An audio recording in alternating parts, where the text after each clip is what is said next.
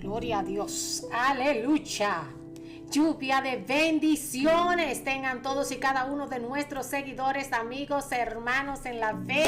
Gloria a Dios. Gracias, Señor, porque estamos una vez más con ustedes aquí en su página La Luz de la Palabra, ministerio que conecta la tierra con el cielo, y una servidora Germania, mujer de fe. Aleluya. Vamos a estar, hermanos, en nuestro estudio teológico, no es teológico, antecedentes históricos de nuestra fe, es decir, antecedentes históricos del cristianismo. Hoy vamos a estar estudiando un libro bastante controversial. Hoy vamos a estar estudiando el libro gnóstico de Judas Iscariote.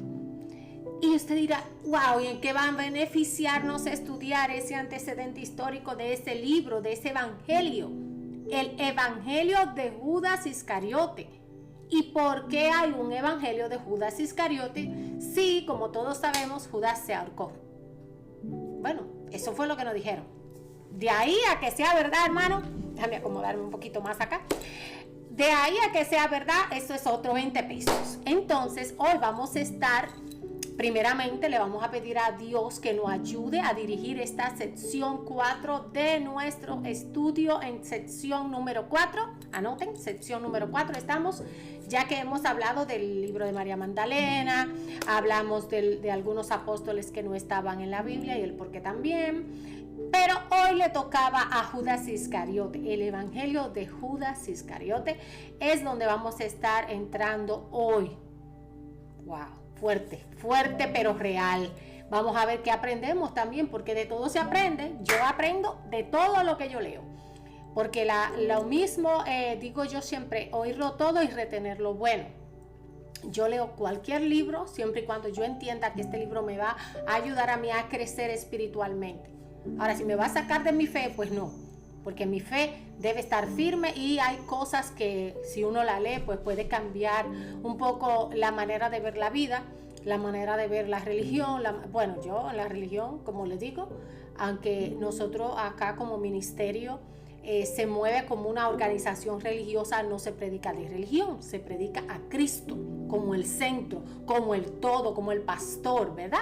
Entonces vamos a orar primeramente para así damos tiempo a las personas que se vayan conectando a esta sección 4 de antecedentes históricos del cristianismo.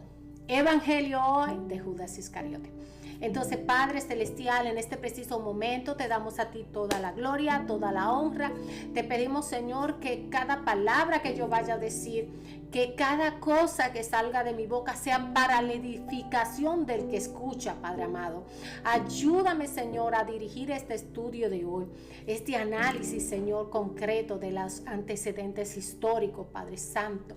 Te pido, Señor, que yo sea un vaso, una herramienta útil en tus manos, Señor, aleluya, para que esto que vamos a estar estudiando sea de bendición y no de confusión, aleluya, en el nombre de Jesús, amén.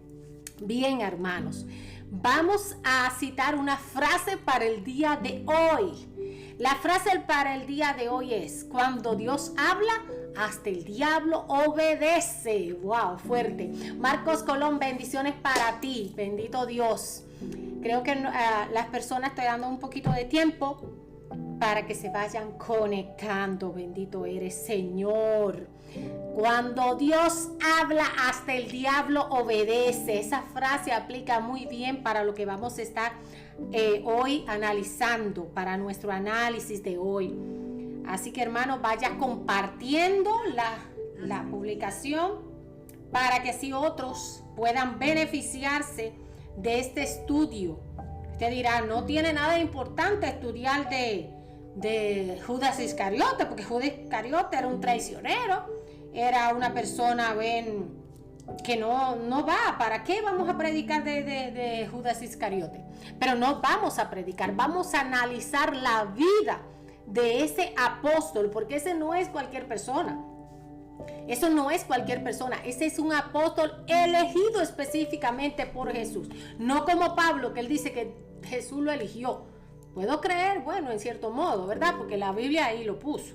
Entonces, voy a estar aquí leyendo parte del libro y del resumen que yo tomé de aquel libro, porque bastante grande. Tenía unos cuantos tomos que vamos a estar acá investigando y vamos a ir redactando. Todo esto lo voy a ir diciendo y usted va a ir anotando. Bendito Dios. En lo que es Judas Iscariote, este hombre nació en el año 1, en el siglo 1, año 5 antes de Cristo, en Keris, al sur de Judea. Bien, nació, oiga bien, el dato es importante. Judas Iscariote nació en Judea. De ahí viene la frase que dice: los judíos mataron a Jesús. Los judíos, porque le atribuían a Judas Iscariote, oiga bien, le atribuyeron a Judas Iscariote la muerte de Jesús, porque Judas, como vamos a ver más adelante todo lo que pasó y qué realmente fue lo que pasó, para que hoy el nombre de Judas sea puesto como en tela de juicio. Nadie, hay países donde se prohíbe que se le llamen Judas a un niño, niña, lo que sea. No le van a poner Judas a una niña, claro que no. Pero yo estoy poniendo un ejemplo de que el nombre de Judas se utilizaba para describir una persona traicionera, avara y toda esta cosa. La palabra Judas encerraba un conglomerado de cosas y por eso se le atribuía a los judíos que mataron a Jesús. Pero fue por eso, porque Judas Iscariote nacer justo ahí en Judea, entonces ya de por sí judío, el judío es malo, traicionero y toda la cosa. Ese era el término de lo que es Judas. Entonces, amados, vamos a seguir más adelante. Aparte, lo traicionó por 30 piezas de plata. Bien, seguimos. Durante décadas y siglos, ahora sí voy a estar leyendo, ponga atención para que pueda escribir todos los datos importantes de este evangelio. ¿Qué significa la palabra evangelio? Buenas nuevas. ¿Cómo el evangelio de Judas Iscariote va a ser buena nueva? Bueno, vamos a analizarlo primero y usted después, al final de esta meditación, que tiene que ver con este evangelio gnóstico que fue retirado de la Biblia, y no es que quisieron a priori retirarlo, no fue que quisieron retirarlo, sino que no estaba, porque si no está, la Biblia fue traducida en primera vez en 1950 y por ahí, y no había cómo canonizar algo que no estaba.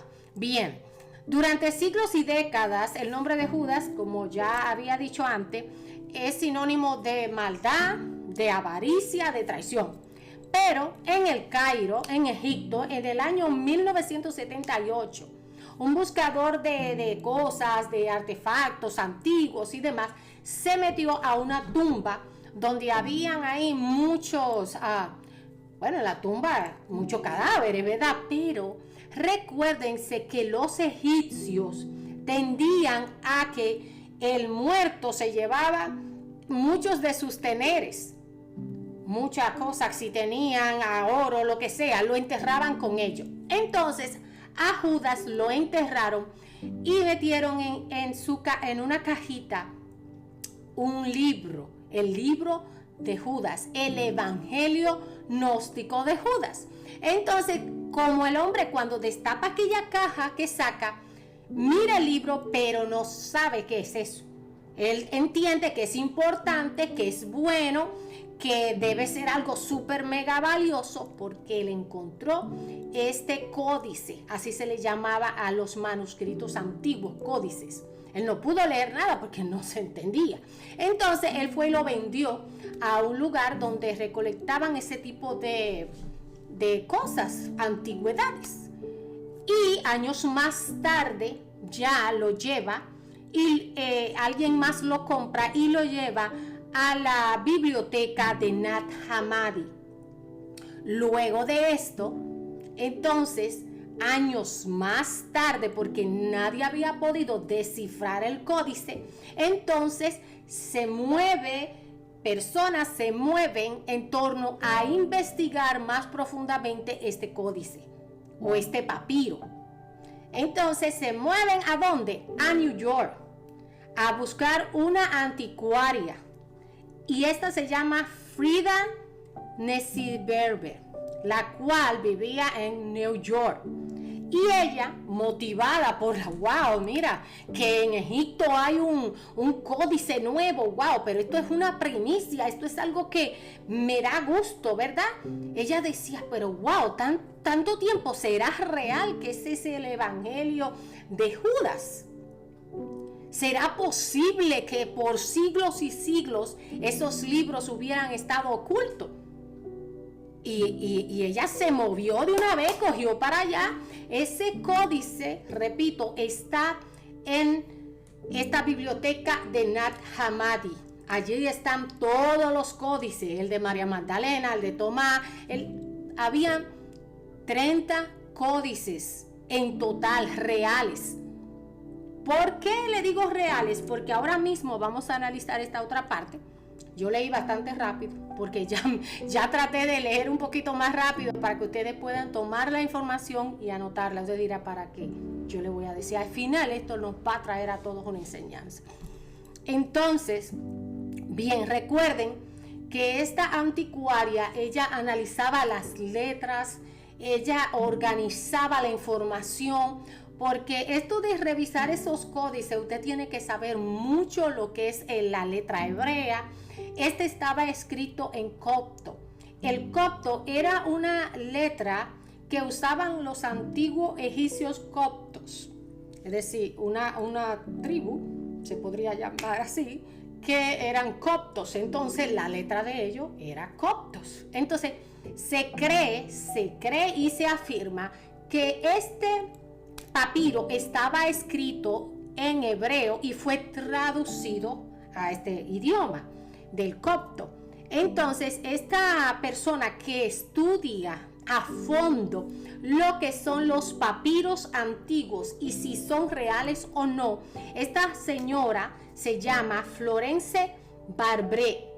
Esta gran estudiadora de esos papiros afirmó, oiga bien la palabra, afirmó fehacientemente, ella dijo, ciertamente este papiro es original. Es original. Entonces, cuando decimos que algo es original, no puede ser alterado. No puede nadie, ningún papa, ningún pastor, ningún líder, decir que el papiro es falso o fuera de, o que contradice que. Ninguno de los papiros que yo he estado leyendo, que retiraron y no pusieron, esa es la palabra, en la Biblia, no tienen nada malo ni tienen nada que contradecir. Nada, en lo absoluto. Bien, seguimos.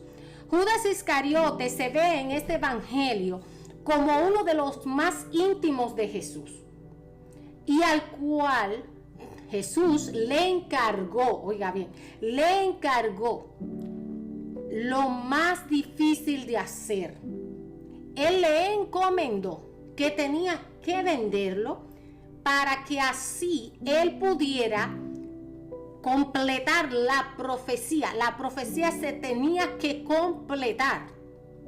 Es decir, si Judas no traiciona a Jesús, si Judas no vende a Jesús, porque los discípulos que estaban en el entorno, en el alrededor, ¿verdad? Los demás, entendían que Judas era la peor persona del mundo, porque dice que vendió al maestro.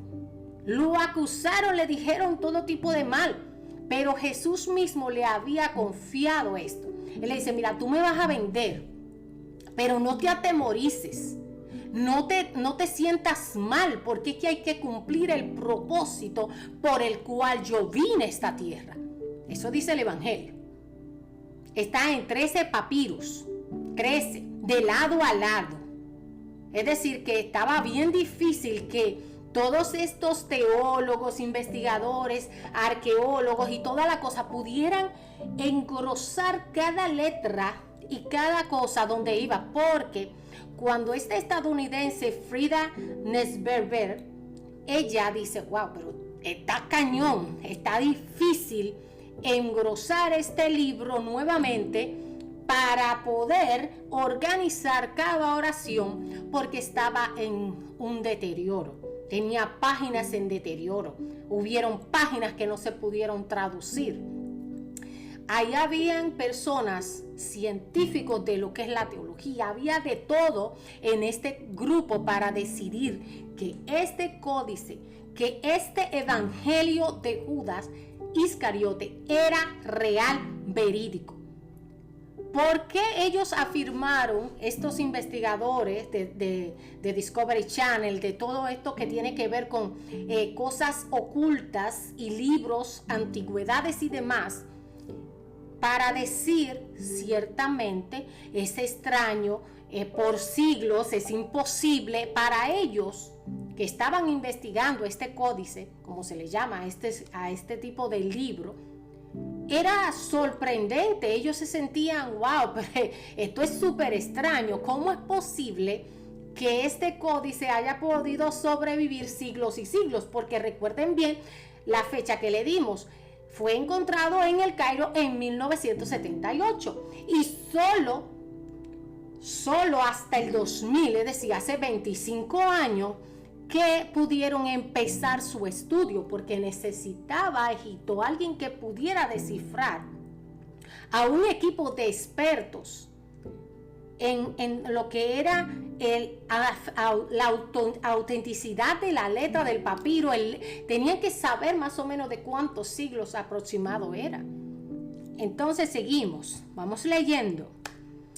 Se entiende que hay unos 30 evangelios, repito, anote, no, los 4 que hicieron la Iglesia Católica, ¿verdad?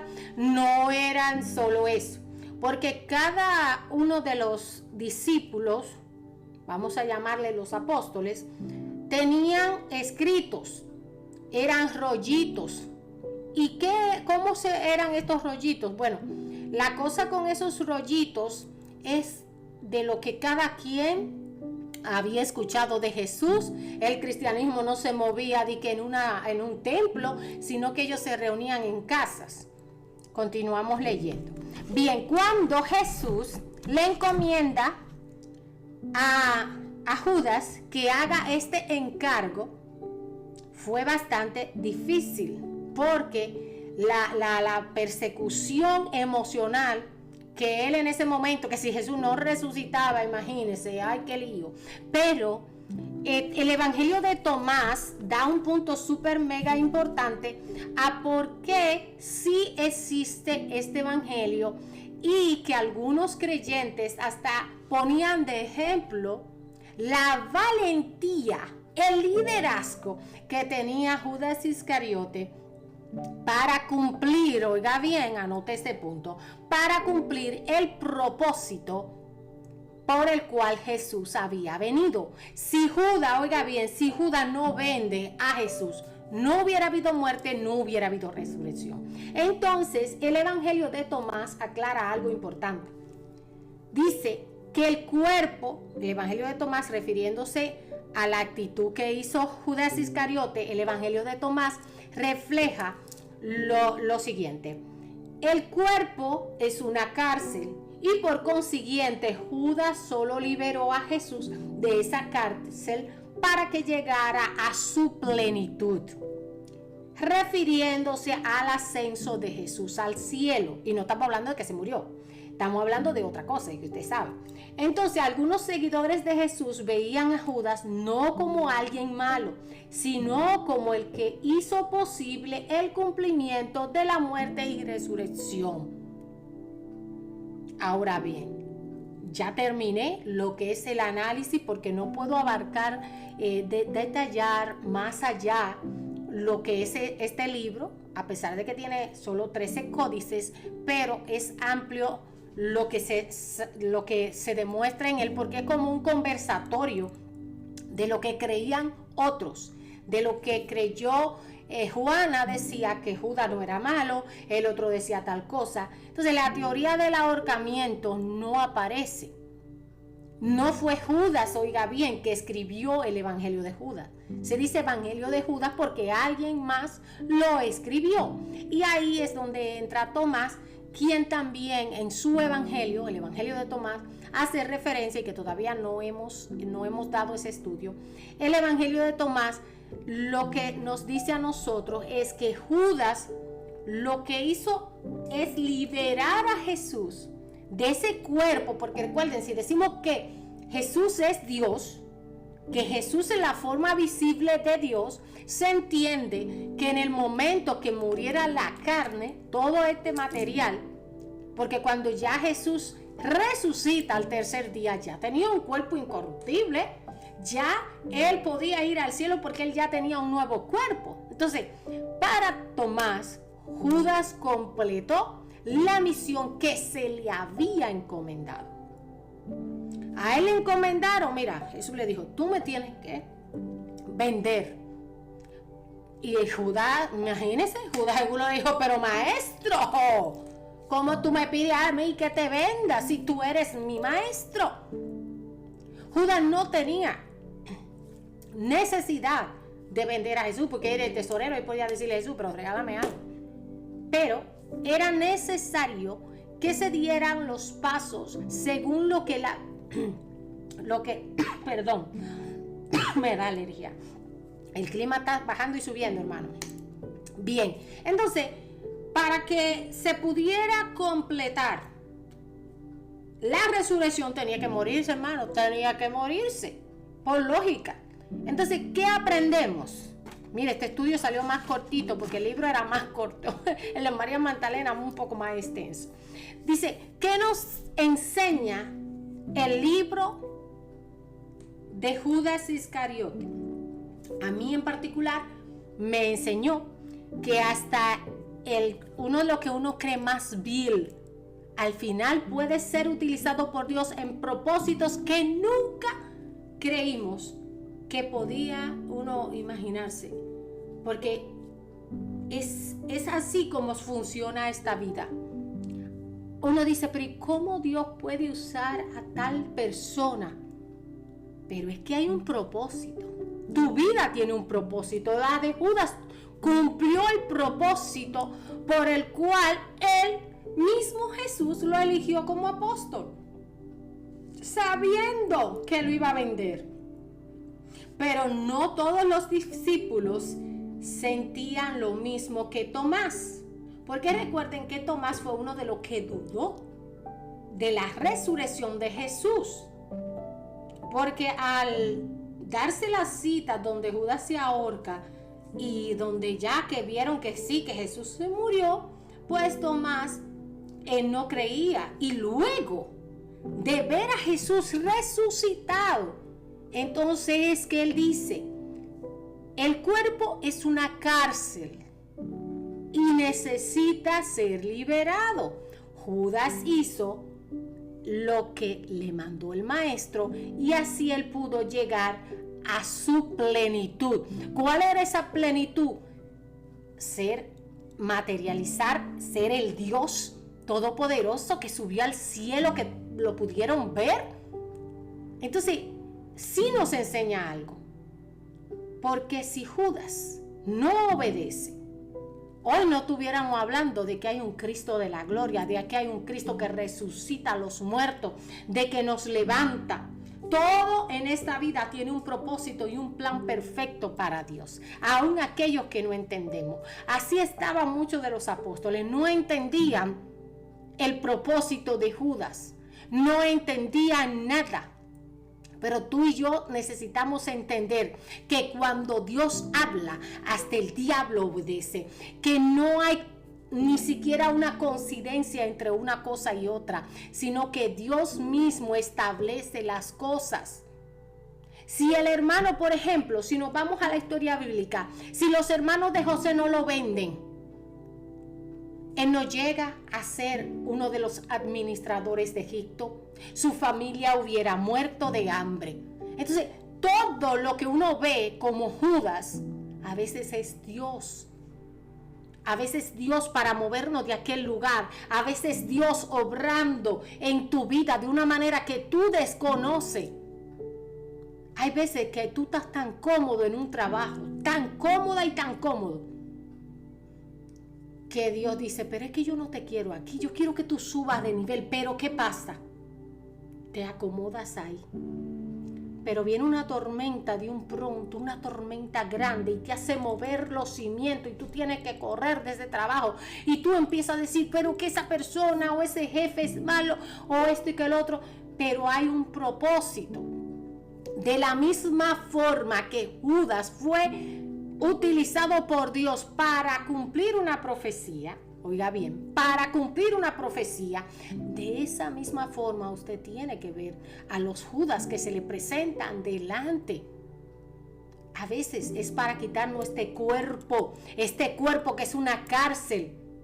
Porque usted sabe lo bonito que es cuando nosotros ya vayamos a la gloria celestial. No tendremos un cuerpo corruptible como este que se enferma, que se daña, sino que la plenitud de Dios estará en nosotros, que nuestro cuerpo ya Dios lo va a hacer nuevo. Entonces hay un propósito para cada cosa. Aún Judas es importante en tu vida y en la mía, porque nos mostró que aún siendo él lo que era, en muchos libros se habla de él no como el malo, sino como aquel que liberó al cuerpo que tenía Cristo, un cuerpo malo y lleno de pecado. Lo liberó para que él pudiera resucitar y ir al cielo a la diestra del Padre. Para cerrar este tiempo, quiero que los hermanos y hermanas nos unamos a un breve de oración por la familia de Charles Kirk, un muchacho joven de 31 años que asesinaron en la tarde de ayer. Él era un activista republicano. Independientemente, no comparto yo todo lo que él hablaba.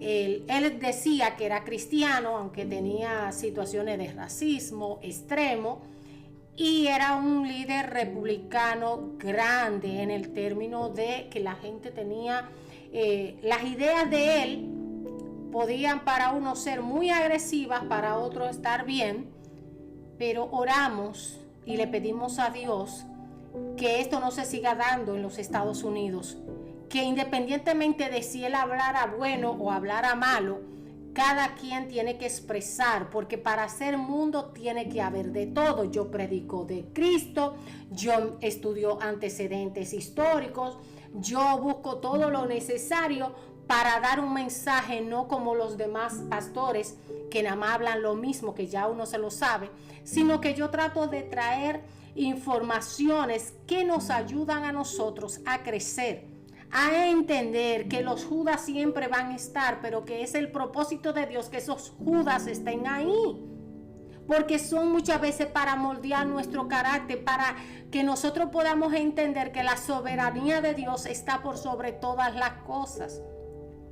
Cada día pidamos al Eterno que proteja este país y a todo lo que vivimos aquí, porque se está viviendo un momento terrible donde la libre expresión y decir la verdad, como la decía crudamente Charlie Kirk, es un problema, porque ya él lo había amenazado los israelitas por ahí, porque aunque él tenía una rama pegadita ahí del judaísmo, proclamaba a Cristo y decía que ciertas cosas que estaba haciendo el estado aquel no eran buenas, porque no estaban haciendo la obra de Dios, sino la de Satán. Entonces, debido a eso, a pesar de ser abiertamente decir que apoyaba este estado, no apoyaba lo que es el genocidio. Entonces vamos a orar para que el Señor consuele a la familia de Charlie Kirk, quien fue desvivido en el día de ayer, y que es algo que no debería estar sucediendo en los Estados Unidos, pero estamos en un tiempo difícil donde la verdad, donde mentir es más fácil que se publique que la verdad, y que todo que todo es difícil lo que se está viviendo. Padre Celestial, te pedimos para que tú consuele a la esposa, a los hijos, a los padres de Charlie Kirk, Señor Jesús. Independientemente, Señor, de que nosotros estemos de acuerdo con lo que él hablaba, estamos en desacuerdo con esta situación de desvivir a todo el que no piense como nosotros. Padre Celestial, ten misericordia de nuestros hijos en los trabajos, en los distintos lugares. Señor, protege nuestros hijos, protege nuestros vecinos, nuestros amigos. Señor, protégelo, Padre amado.